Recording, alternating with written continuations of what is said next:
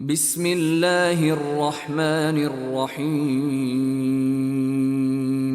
ليس لك من الأمر شيء أو يتوب عليهم أو يعذبهم فإنهم ظالمون ولله ما في السماوات وما في الأرض يغفر لمن يشاء ويعذب من يشاء والله غفور رحيم. يا أيها الذين آمنوا لا تأكلوا الربا أضعافا مضاعفة واتقوا الله لعلكم تفلحون. واتقوا النار التي أعدت للكافرين وأطيعوا الله والرسول لعلكم ترحمون. وسارعوا إلى مغفرة من ربكم وجنة عرضها السماوات والأرض أعدت للمتقين الذين ينفقون في السراء والضراء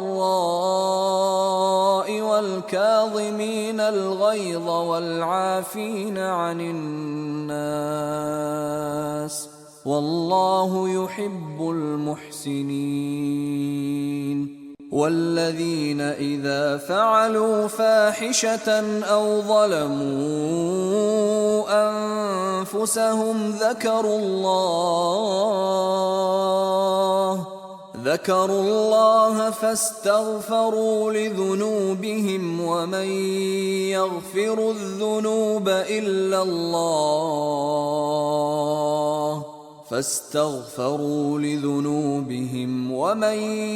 يغفر الذنوب إلا الله ولم يصروا على ما فعلوا وهم يعلمون أولئك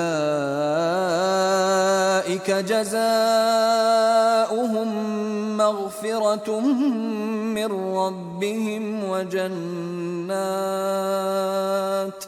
وجنات تجري من تحتها الأنهار خالدين فيها ونعم أجر العاملين. قد خلت من قبلكم سنن فسيروا في الأرض فانظروا كيف كان عاقبة المكذبين. هذا بيان للناس وهدى وموعظة للمتقين. ولا تهنوا ولا تحزنوا وأنتم الأعلون إن كنتم مؤمنين.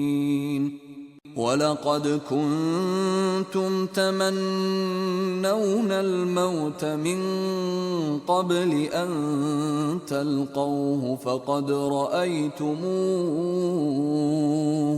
فقد رأيتموه وأنتم تنظرون. وما محمد إلا رسول قد خلت من قبله الرسل أفإن مات أو قتل انقلبتم على أعقابكم ومن ينقلب على عقبيه فلن يضر الله شيئا وسيجزي الله الشاكرين. وما كان لنفس أن تموت إلا بإذن الله كتابا مؤجلا ومن يرد ثواب الدنيا نؤته منها ومن يرد ثواب الآخرة نؤته منها وسنجزي الشاكرين. وكأين من نبي قاتل معه ربيون كثير فما وهنوا لما أصابهم في سبيل الله وما ضعفوا وما استكانوا والله يحب الصابرين.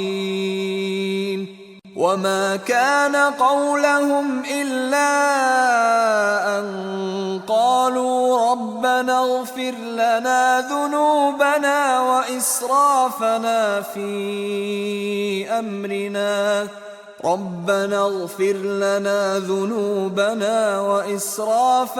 في أمرنا وثبت أقدامنا وانصرنا على القوم الكافرين.